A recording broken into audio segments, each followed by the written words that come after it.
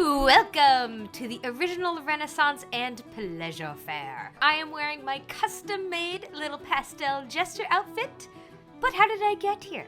How did I make this? And why did I spend $30 on one mead and a single pickle? Well, I'm sick and tired of wearing the exact same outfit to RENFAIRE every single year. Don't get me wrong, she's cute. A little bee-themed beaded corset, a linen dress with more bees on it, some belts and some bells, a little foxier hat with flowers and stuff. She's cute! But every year I tell myself I'm going to make a custom outfit for the RENFAIRE, and every year I forget until the very day the RENFAIRE is already upon me. It's the same dates every year, and still thine schedule escapes me. This time it's different. 2025 is my year. I'm going to be making a silly, whimsical little jester. Not that jester. Maybe later. A little clown guy. A little fool, if you will. All jingly and weird. I have been saving tons of digital patterns and references and inspiration images for the outfit that I have in my head. Here's what I'm thinking. A silly hat is required, obviously. I'd like a corset as well, and perhaps some poofy sleeves and matching poofy shorts. Maybe even curly toe shoes with little bells? Not sure how I will accomplish that just yet. And the goal would be to find some fabric of bright, contrasting colors and textures and patterns maybe? But I haven't actually settled on a color scheme yet because I haven't actually gone shopping yet. Because for this project, I would like to thrift as much as possible. So I will be shopping at Remainders. This is an incredible thrifting craft store in Pasadena. They have almost everything you could need for sewing or crafting. But it's secondhand and extremely affordable. Look at this, the fabric is like $2 a yard. The only downside is that it is completely random what's in stock since it is all secondhand, which is honestly a great problem for me right now and for this jester outfit, because I'm just kind of looking to be inspired at the moment, and I don't have to stick to a strict color design. I can't decide. I actually really like this though. Something with a little texture maybe? Okay, I really like this partially linen, partially shiny pink fabric, and now I'm really struggling to find something that I like that goes with it. This is so hard. I'm spoiled for choice. Spoiled for choice on buttons, but the bell bin is empty. No. Fabric in hand, patterns purchased. It's time to start sewing. Starting with the jester hat, I think. It's only 2 pattern pieces, which in my head means it'll be the easiest thing to make. Until I realized that this is the only pattern I bought that didn't come with instructions. But it's only 2 pieces, like how hard can it be? I've already cut out some pattern pieces, and yes, this is going to be a mock-up. Shockingly, I'm being responsible for once. There's 4 pieces for the horns, so each side mirrored, and then 2 mirrored pieces for the hood. Obviously, this is the little circle where it's gonna get inserted. So what I'm thinking is sew up these horns first, turn them inside out, and then I theorize we sew up this seam and cut notches along here, insert the horn, sew that up, and then finally put each wrong sides of the hood together, sew up the back to forehead, and then this little piece that will go under the chin can have some kind of attachment that I'll figure out. Now let's see how this mock-up fits.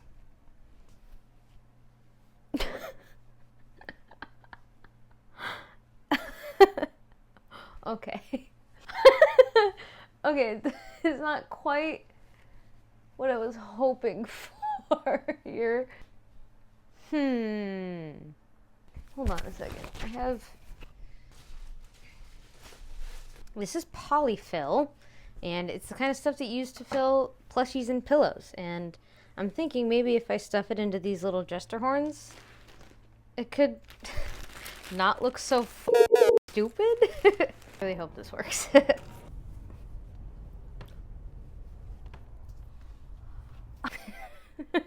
It worked. Kind of really don't like where they're sitting on my head. I wish it were like, yeah, like all the way up here. I want to go through the perils of pattern adjustment. I mean, regardless, the face hole is too small, and I won't be able to close this. So at the very least, I have to like extend this or open it a little and then extend this line further down and then elongate this so I have a place to like button it. You can picture it, right? Little bells on the end here to go jingle, jingle, jingle. I think it's working. How am I gonna wear my glasses in this? Oh, it kind of works actually. Here are the fabrics I ended up choosing for my Jester. A cute striped pink that sort of feels like burlap almost, and then this sort of teal textured fabric. And no, I don't know what either of these fabrics are actually called because they were thrifted. I'm just hoping for the best. My hope was that pairing these two bright but contrasting colors together would give my Jester a candy-coated, silly cutesy vibe. Plus, by alternating the colors on the pattern to be sort of patchwork is extra whimsical. I was pretty confident that these would look really cute together, but you never really know until you sew your first piece. Shall we? Oh, my stuffing's falling out. No, get back in there, stuffing. Hold up. It's so cute. I love it. It's so dorky. I can't wait to add bells to this. There's only a couple things to finish her up. Obviously, I have to hem all of the edges, and then the stuffing is just falling out of the horn, so I'm going to cut out a circle of fabric and probably have to hand stitch that in so that the stuffing stays in place. And then, of course, add a little closure, like a button or something, to this section here. I don't know why I doubted the shape. This looks awesome. Here is something I have to keep in mind now for the rest of the costume is now that, see, since it goes pink, green on this side, that means the corset has to be pink on this side and green on this side. Because I don't want it to be all one color and all one color. I want it to swap, and I want it to look intentional. So pink, green, pink. That's it, actually. Because the puff sleeve bolero and the pants are just going to be like stripe alternating patterns. It's not going to be like color blocked like left and right.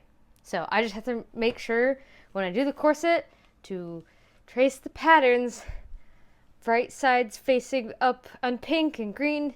I really gotta keep that in mind, because if I mess it up, I'm gonna be real mad at myself. Hee hee, I'm a little jester. The fabric circle is cut and pinned to the opening to make sure that my stuffing doesn't just fall all over my head while I'm wearing this. I tried out a curved sewing needle for this, and wow, this thing is amazing. It made my life so easy.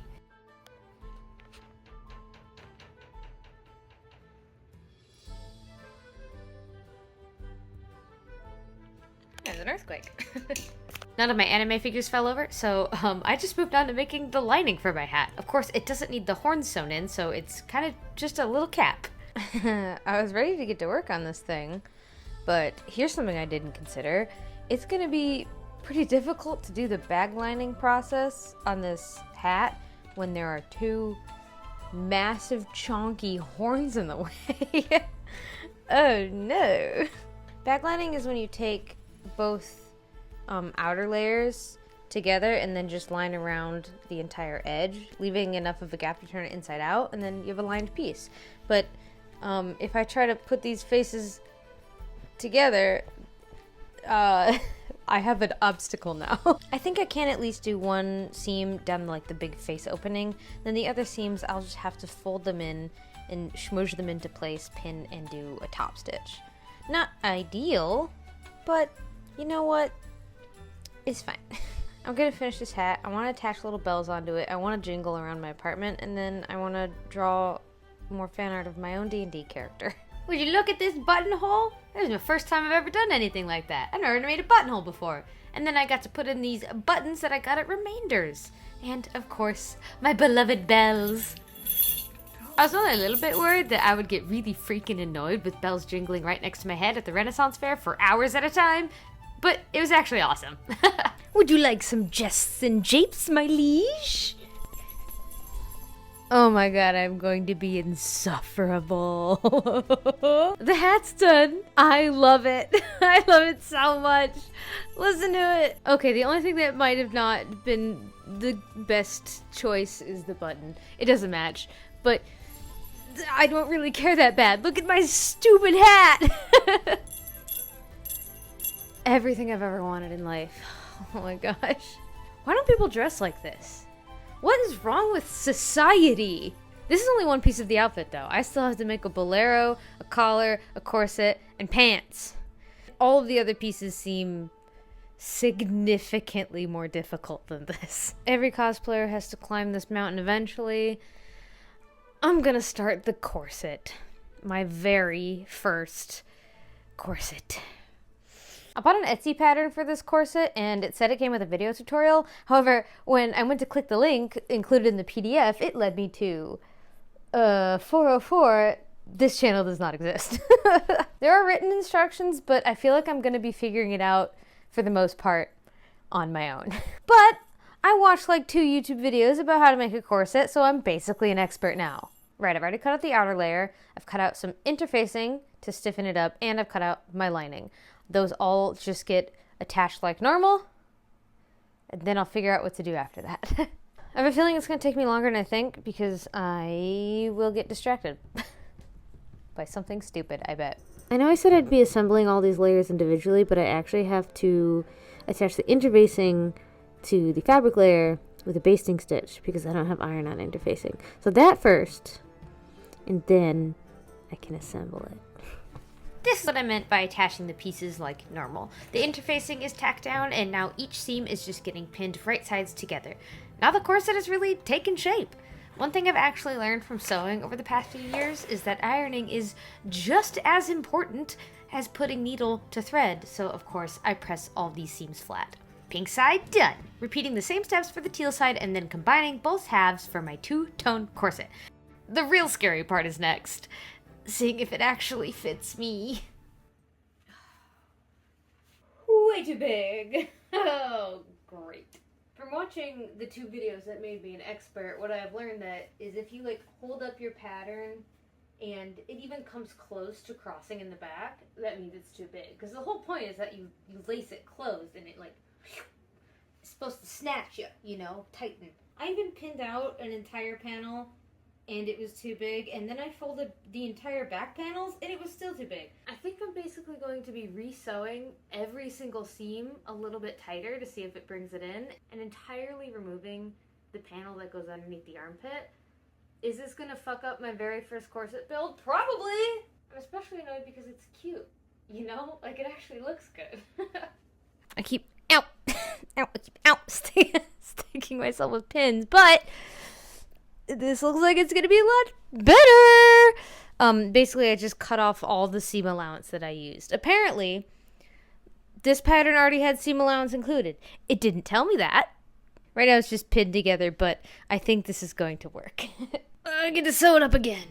Here we have my main outer layer corset and my lining.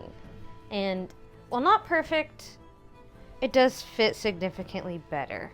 I need to remove all these red basting stitches so that I can add the boning channels next. And that's where the boning will go.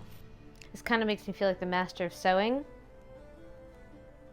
getting really ahead of myself. It doesn't even fit yet. So here's the back panel of one of the sides, right? And I'm going to be putting bones basically everywhere that there is a seam. But on the back panel, I'm going to have 2 bones, one on this seam, and then there will be a line of grommets, which will be how I lace up, and then beyond the line of grommets is another bone. And since I already attached the interfacing, I basically already have 1/2 of each of these tunnels already sewn down, and all I need to do is sew down the other half in a tunnel wide enough to fit my boning. Make a line where I'm going to sew down, yeah, like that. Make sure I have space for my grommets, which are about this big. The end can be there. That's enough space for the grommets. Yeah, that's enough space. And then I'm just going to eyeball it. I should probably measure, but I'm not going to do that. And then I'm going to cut this shorter, like here, right? Or maybe, I guess maybe a little bit further away. And then when I attach the lining, there will eventually be another bone right there on the edge. So like framing my grommets. And theoretically that's supposed to make the grommet section a lot sturdier so that when you yank those ties, you don't just rip your corset apart. I wonder if it matters which side of this seam I put the boning channel. I hope not.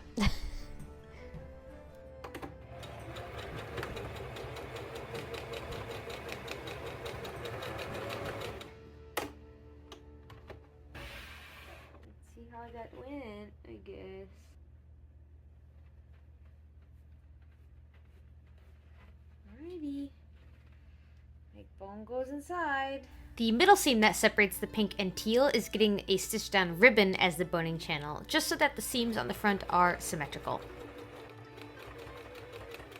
And then these big chunky rectangles of fabric are my shoulder straps. The gray fabric that you see is going to be the interfacing to keep these straps sturdy. They just get sewn into a simple tube and then turned inside out. Yippee! Straps!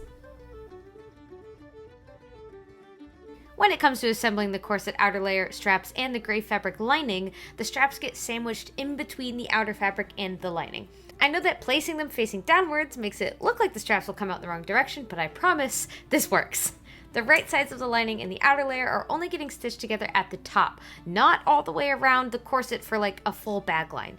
This will secure the straps, but also still give me a full open edge to properly install my corset bones in the next step. By the way, it turns out the most annoying step of this entire build was just constantly needing to switch between pink and teal thread on my machine.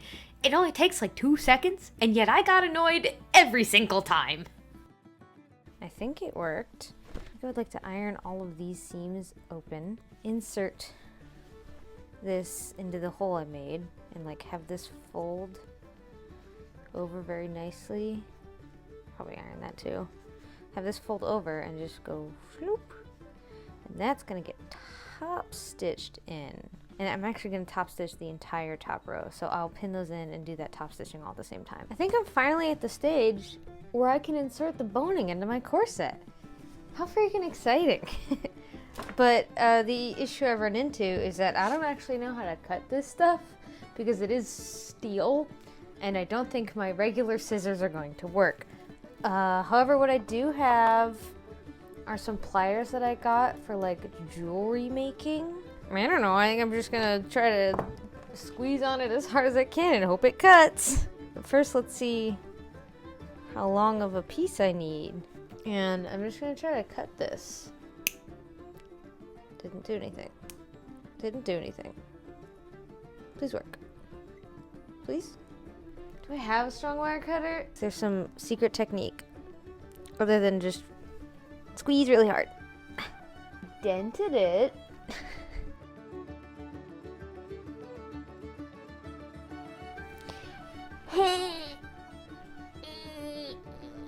Nope. Okay, I've been at this for like an hour and my hands hurt quite badly. But I did consult a crafting Discord and other corset makers. And perhaps the issue is just that both pairs of pliers that I'm using just suck. They're just bad and dull and not strong enough, so off to the freaking hardware store, I guess. Let's see if these work. Certainly feels sturdier, but let's see for sure. Come on, you. Oh! Yay! Boning cut, finally. And to make sure that this sharp end of the bone doesn't poke right through my fabric, it comes with these little metal caps, and I need to use some more pliers to like smush this onto here. I was at both of them. It was wonderful. This step ended up bruising my hand like pretty badly. It hurt for like a week afterwards.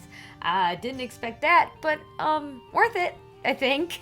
The boning has been inserted into my corset, and now I get to close up this bottom edge with all this fraying fabric. And to do that, I use bias tape, but since I have a split color corset, I can't just use one big piece of fabric, so I made my own bias tape.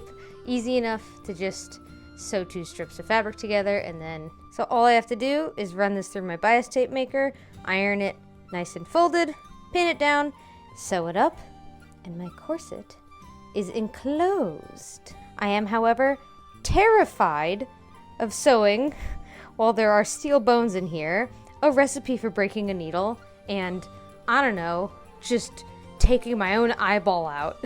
Something I've always been scared of. So I'm probably gonna like entirely skip the boning channels and do that by hand, but then machine sew just in between the boning channels. I'm so freaking scared of this corset. Please don't snap a needle in my face. Oh my god, I'm terrified. Past another bone. Oh my god. swear to God, if I go through all of this and it doesn't fit, I'm gonna scream. I didn't hit a bone! I didn't hit a single bone! I am a god! Don't get too excited. Idiot. I'm not done yet. There are some sewists on here who I follow who are so calm about broken needles. How? How are you not terrified? This is some Final Destination shit. Yes! I'm the master of sewing! I am a god! I didn't sew through any bones! It's not too late. I still have to pin this around, but I didn't sew any through it yet. Yay! Now I can fold over my bias tape to the other side and do a stitch in the ditch along here to enclose my raw edge. And then the bottom of this corset will be finished, and the last step will be to attach the grommets on either side to make it wearable. Now, I don't actually trust in my sewing abilities to do a stitch in the ditch and also catch the other side of this, and also, once again, not hit any of the bones with my needle, and then break the needle, and then take out my eye, and then bleed to death, because that's what I'm afraid is going to happen. So instead I'll be hand stitching the bias tape down. Shouldn't take that long, and it also shouldn't be that hard. I get to play D&D in about 30 minutes with a bunch of gay people, so what a great little thing to keep my hands busy while playing a pink succubus wizard. Look at me doing my little crafts, turning into a little jester while my country burns into fascism around me. People keep saying that we're in a constitutional crisis right now, and I agree, but it honestly feels a little bit more like fucking life support. That's how I'm coping. I'm gonna be a silly little jester to make my silly little japes, and then the king and queen can't get mad at me, for it is my job to be a silly little creature. Oh my god. Anyways, the sewing and D&D session went very well. My character ended up joining as a guest for an established campaign, and he killed an ancient space dragon in one turn by upending a bag of holding filled with 45 grenades into its open brain cavity. That was extremely cool. Thank you, Bippo, for letting me bring Plip the Pink Wizard into your world of rootin' tootin' space cowboys for a couple of sessions. And the last step is grommets. I don't recommend measuring out with actual pen because you will make a mistake, but that's what I did, apparently. I cut open the holes just a bit to fit these gold grommets into, and I gave a nice big squeeze with my handheld grommet press.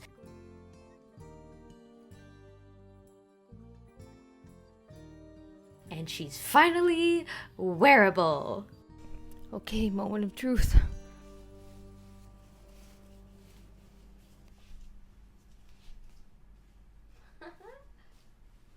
Ta-da! Is it perfect? No. I definitely could have made it smaller, and then the tightening effect, the cinching, the snatching would have been more dramatic. But it does fit, so I'm very pleased. Your girl just made her very first corset. Next up to sew is this very cute little shrug with puff sleeves and panel details. And I'm actually much more nervous about this than I was about the corset. And the reason it scares me is because I'm still going to be doing the split color thing. So I'm going to be making like the inside fabric and the outside fashion fabric different between each sleeve. And then I'm also going to be having this be split color. And I don't want it to match the corset, so it's going to have to be opposite. So when I trace the pattern onto the wrong sides, when they face right sides, they have to be the right color and the right... I'm really good at foam patterns and knowing which side goes where and which angles go together and right side, wrong side. But when it comes to fabric, I don't know why, it just makes my brain turn into mush. I'm procrastinating cutting out these pattern pieces because... this one says I need 18 strips, and this one says I need 16 strips. And that's a lot of fabric to potentially waste if I get this wrong. I really started off this video real strong and responsible, making a mock-up of my silly little hat. And now, I can't be bothered to do that anymore. It's like once I made the hat, the spirit of this silly little creature took over my brain. And now I must jest. Finally, I'm getting to work. These long rectangles of fabric are going to be what turns into the two-tone pleats of the puff sleeves.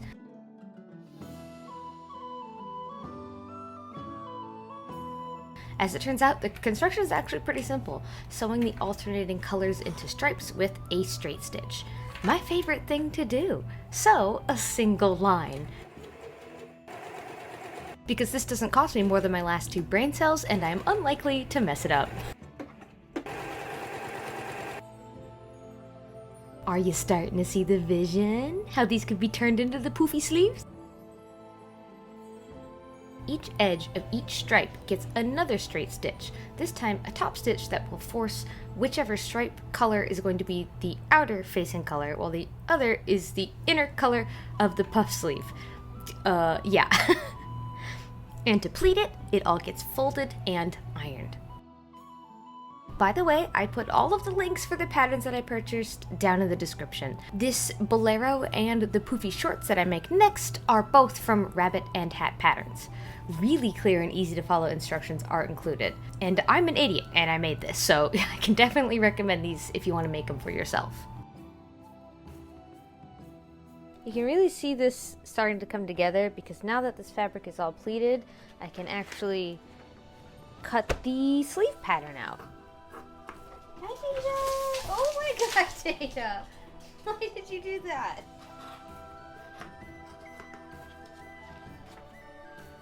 The pleats do like to come undone, so to make my life a little easier, I sew a basting stitch around the top and the bottom to keep these pleats in place. This will just make them so much easier to pin and sew onto the base of the bolero later. Hee hee, my silly little sleeves are coming together! Hee hee. Construction continues with the back panels, lining, and front pieces. It assembles together like a teeny tiny little jacket, and then I can attach the sleeves onto the main body.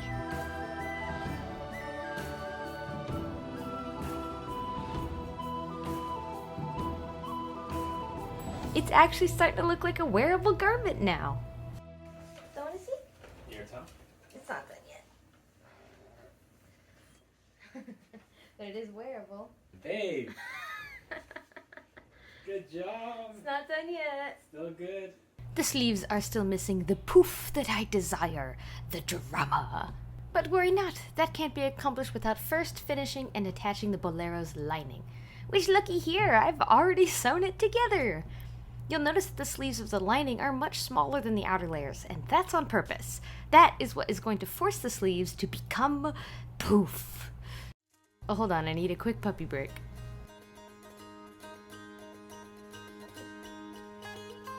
So let's insert that lining then.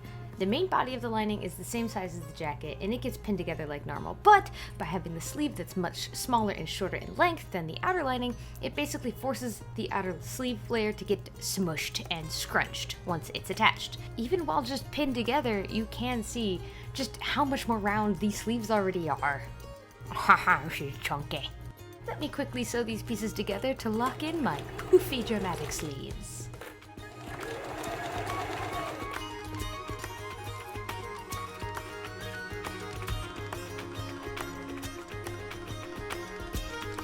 This is pretty freaking cute.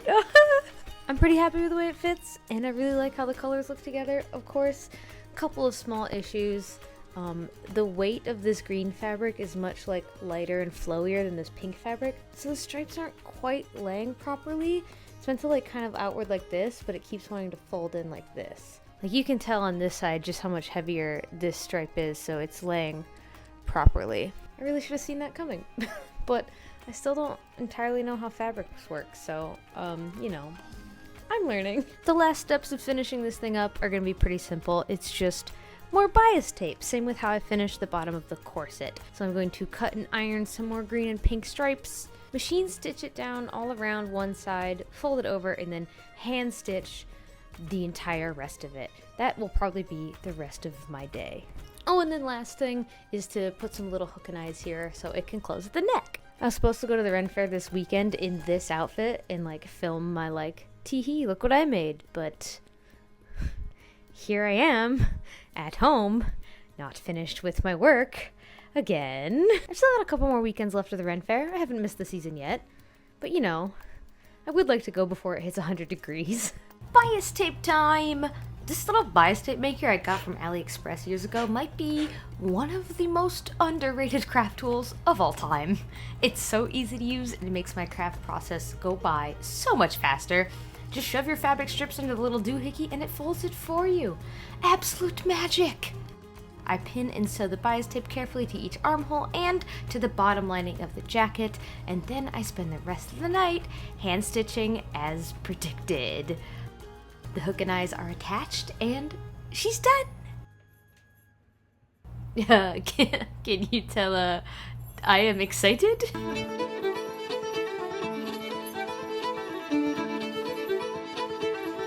Hat!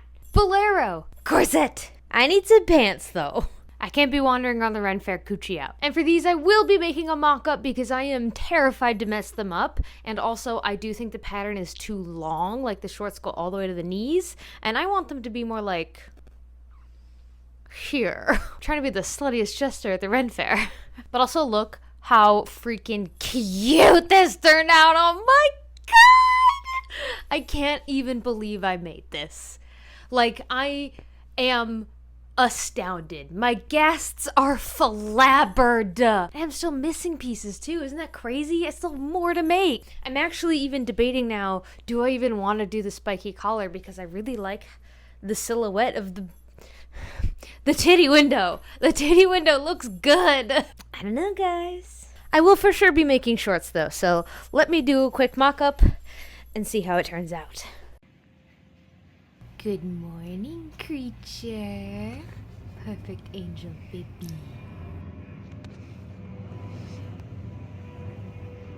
Let's try on a pair of, I didn't even bring them in here. Let's try on a pair of very transparent shorts. All right, not bad.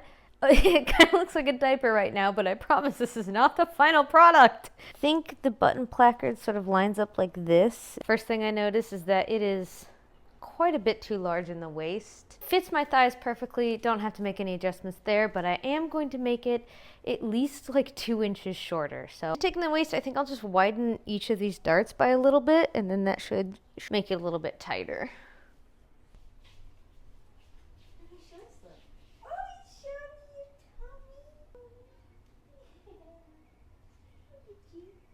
It's important to take a moment to really jam out to your D&D character's playlist while you're crafting, by the way. Good.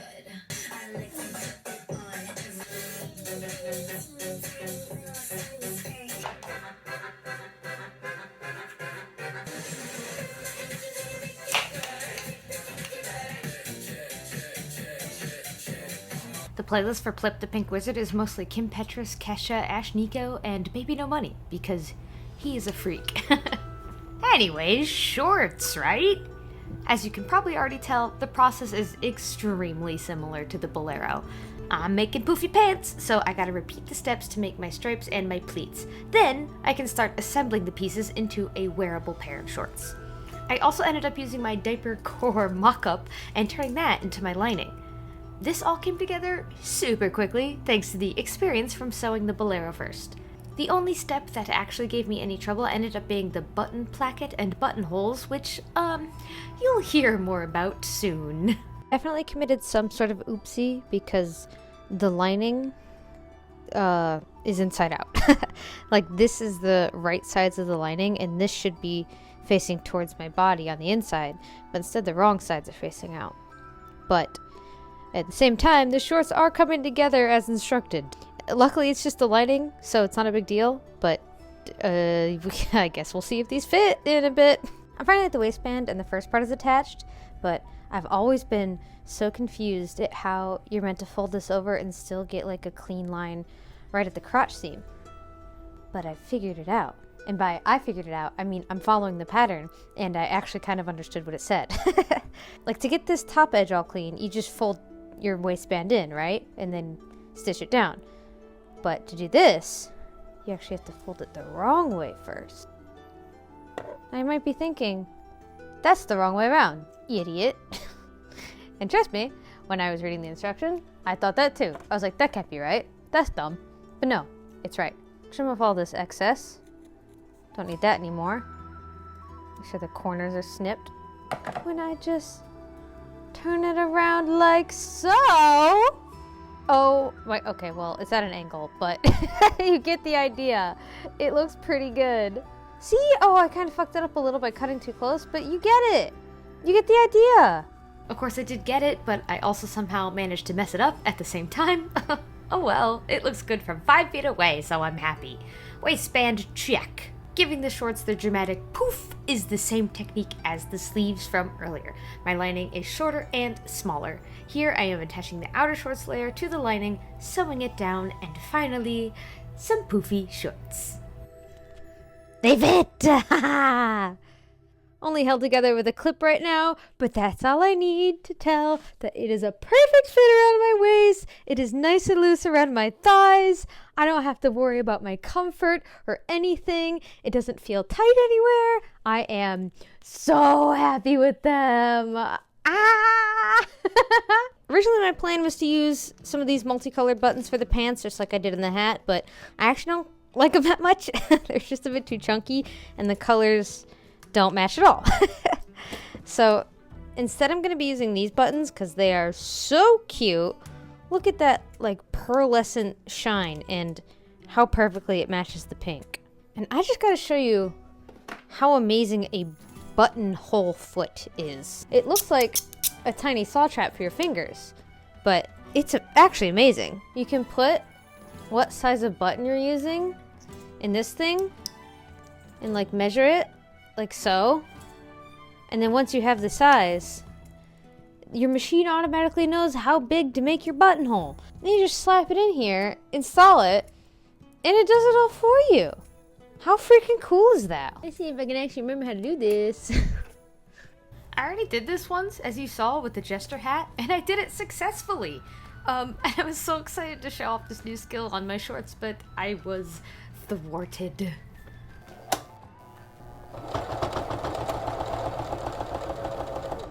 Uh-oh.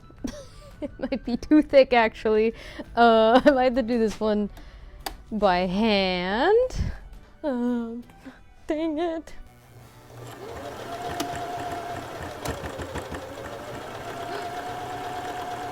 I think it's working. No, is it stuck? Okay, I used a blade to cut open the hole, and it seems to have actually worked. I can light these little fraying pieces on fire. So at least one buttonhole down. I'm not sure about these two, but these other ones should go smoothly, I hope. Oh, I was so confident.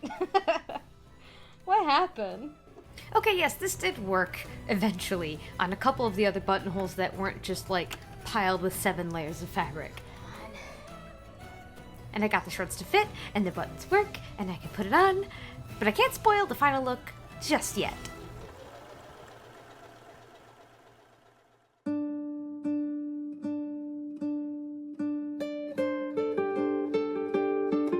So I have an outfit, right? I got my pants, I got a little corset, I got a bolero, and I got a jingly hat. All the parts of my body are appropriately covered, and I am ready to attend the RENFAIRE this weekend. No, I don't have a single pair of shoes that matches the vibe of this Jester outfit. Nothing comes close in my closet. I don't know how to cobble my own shoes, so I will just be adjusting a pair I already own. These seem to be a good enough base to start with, and if I were making cosplay shoes, what I would normally do is sew a boot cover, which is just a fabric cover that goes over the whole shoe. That's it. It just covers the shoe. But when I do cosplays and boot covers, I get to wear them to conventions usually, where there are nice, clean, smooth floors on the interior of a building. The RENFAIRE does not have nice, clean, smooth floors. It is dirt and gravel. So any fabric boot covers I put over these, especially if I'm using the fashion fabric to match my outfit, is gonna get ripped to shreds. I do not want to put that much effort into something that will be in tatters by the end of the day. The easy method would be to paint these, and I have Angelus leather paints in the colors I need. It doesn't chip, it doesn't scuff, it's great for shoes. That's not good enough. I'm a little jester and I want to jingle. The plan is to make a shape similar to the hat. It needs to be goofy, it needs to be silly, it needs to be whimsical. I'm gonna have a curly little toe with a bell at the end. It's gonna match the hat. How am I gonna achieve that without doing a full boot cover and ripping up the fabric? I'm gonna glue it on. Hear me out. Just like I did with this hat, right? I'm gonna make a little mock-up of this shape that fits on the toe of this boot. And I'm going to stuff that shape with the same stuffing that I used. And I'm going to also make like a cover so that the stuffing doesn't escape. And then that shape will get glued to the front of the boot. But the rest of the boot's still brown. That's where the Angela's leather paint comes in. I'm just gonna paint it to match the fabric. So that's my plan, right? Theoretically, the fabric bit will only be on the top of the shoe and it will be safe from getting torn to shreds. And then the rest of the shoe will be painted, so it'll still look whimsical and match my outfit. I hope that works. And I still wanna make a collar too. So shoes, collar, RENFAIRE. I just gotta flex here for a second, y'all, because I am a freaking genius. This plan worked flawlessly. I sketched out and made a quick mock-up for the perfect shape and nailed it on the first try.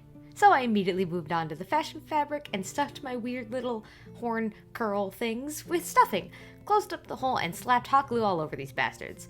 I did actually test a bunch of glues on the back of the shoe where the damage wouldn't be visible, and hot glue ended up being the strongest. So don't ever let anyone tell you hot glue isn't a valid craft material. Whimsical Jester shoes! Whee! Okay, now painting time. I'm actually starting off with white. This will make the next layers of teal and pink pop a lot easier instead of being washed out by the original tan color of the boots. Thank the craft gods for Angela's leather paints, y'all. This stuff is truly amazing. I use it on pretty much everything now.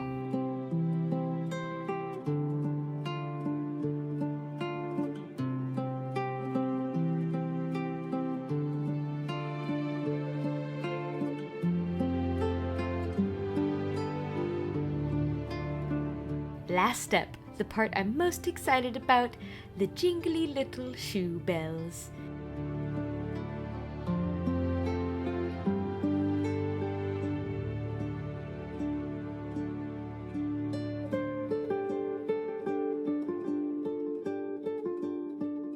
Yeah, it just doesn't get any better than this, folks.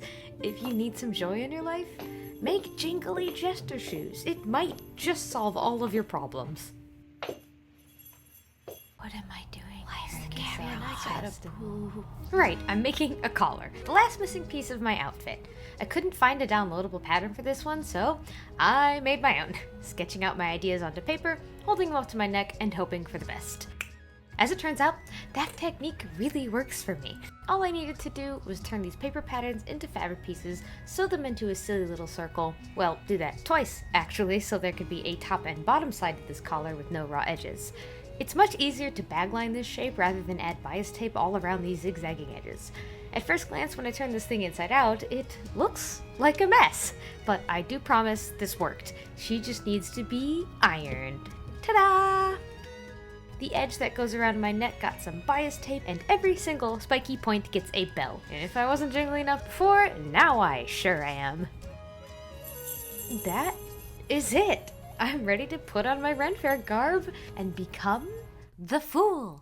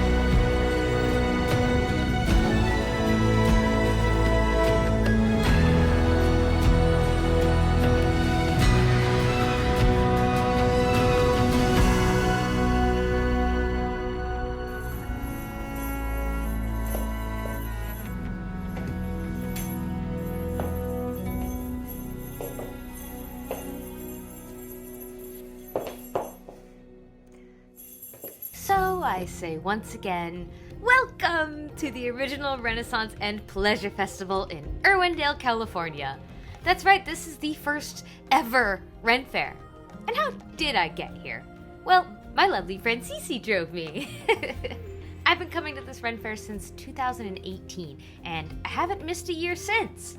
If you haven't been to a Ren Fair yourself, I seriously encourage you to Google around and see if there's one in your area. The vibes are immaculate. There's games, there's shows, there's performers, there's usually overpriced food and drink, there's loads of shopping, there's a joust with armored knights on horseback, and one of my personal favorite activities, people watching with your friends to point out the cute outfits. Look, someone even came as Bigfoot. And the thing is, you don't have to sew your own costume or even dress up at all if you don't want to. But once you go and get an eyeful of all of the amazingly dressed people, well, it's hard not to get inspired. Honestly, that's what happened to me this year. That's why I made my Jester outfit. I've been seeing the cutest custom designs since 2018, and everyone just has such a unique spin. Even the pieces that are from the same popular Amazon listings are dressed up and everyone adds their own personal flair. I love it! I can't help but be inspired by the fairies, the wenches, the furries, the queens, the knights, the pirates, and of course, the jesters. And I think my own outfit was a huge success. Not just because I sewed a thing and put it on my body and it didn't just immediately fall apart, though I am proud of that, but because I could see and hear other people getting inspired by my outfit. Like, this is by far the most strangers have ever come up to me at the Ren Fair to talk about my clothes. I was handed so many trinkets. I have just been handed the tiniest shark. Oh my god! And I also just got handed a tiny blue bell. By such lovely and kind people. So thank you so much. And there were even more people I could hear from across the pathways gasping to themselves and pointing at me. And even one of you who said you follow me on TikTok. Hello! I ended up going on the very last weekend of this Ren Fair season, and one lady stopped me while I was shopping. Her and her friends had clearly put love and effort into their own amazing garb, but she stopped me to say how much she loved my outfit. She was positively gushing with praise, to the point where she even said, "Oh my god, it makes me so happy, I'm going to cry." And yeah, she genuinely looked so moved by my Jester clothes. So, whoever you are, thank you so much. I'm glad I can try and pass on even a fraction of the joy or inspiration that others have given to me.